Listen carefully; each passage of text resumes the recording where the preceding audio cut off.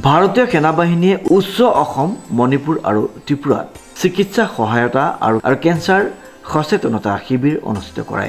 ৰাষ্ট্ৰীয় কেঞ্চাৰ সচেতনতা দিৱসৰ সুযোগত ভাৰতীয় সেনাবাহিনীয়ে উচ্চ অসম মণিপুৰ আৰু ত্ৰিপুৰাত চিকিৎসা সহায়তা আৰু স্বাস্থ্য সচেতনতা শিবিৰ আয়োজন কৰি দুৰ্গম আৰু দূৰৱৰ্তী অঞ্চলসমূহত স্থানীয় সমাজৰ মাজত স্বাস্থ্য সেৱাৰ প্ৰাপ্তি নিশ্চিত কৰা আৰু সচেতনতা বৃদ্ধি কৰাৰ প্ৰতিশ্ৰুতি পুনৰ দৃঢ় কৰিলে। মণিপুৰত কাংককপি জিলাৰ জালানবুং গাঁও আৰু ইম্ফল পূব জিলাৰ প্ৰাথমিক স্বাস্থ্য কেন্দ্ৰত অনুষ্ঠিত চিকিৎসা শিবিৰত প্ৰয়োজনীয় পৰামৰ্শ, কেঞ্চাৰ প্ৰতিৰোধ আৰু প্ৰাৰম্ভিক চিনাক্তকৰণৰ ওপৰত গুৰুত্ব আৰোপ কৰা সচেতনতা ছেছন আৰু বিনামূলীয়া ঔষধ বিতৰণ কৰা হৈছিল। 200ৰো অধিক নাগৰিকে এই শিবিৰত উপস্থিত থাকি উপকৃত হোৱা পৰিলক্ষিত হয়।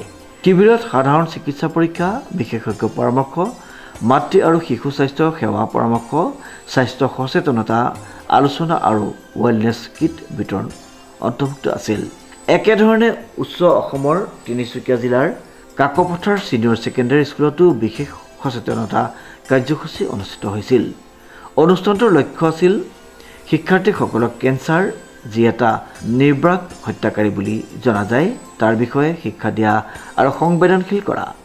উক্ত অনুষ্ঠানত 50গৰাকী উচ্চতৰ মাধ্যমিক শিক্ষাৰ্থী আৰু 10গৰাকী শিক্ষকে অংশগ্ৰহণ কৰিছিল, যিসকলে আন্তঃক্ৰিয়াত্মক ছেছনত সক্ৰিয়ভাৱে অংশ ল'লে। অনুষ্ঠানটোৰ মুখ্য আকৰ্ষণ আছিল এটা জীৱন্ত প্ৰদৰ্শন, য'ত বটল, কটন, চিগাৰেট আৰু পানীৰ সাহায্য ধূমপানৰ ধোঁৱাই মানুহৰ হাওঁফাওঁৰ ওপৰত হোৱা ক্ষতিকাৰকৰ প্ৰভাৱ দেখুওৱা হৈছিল।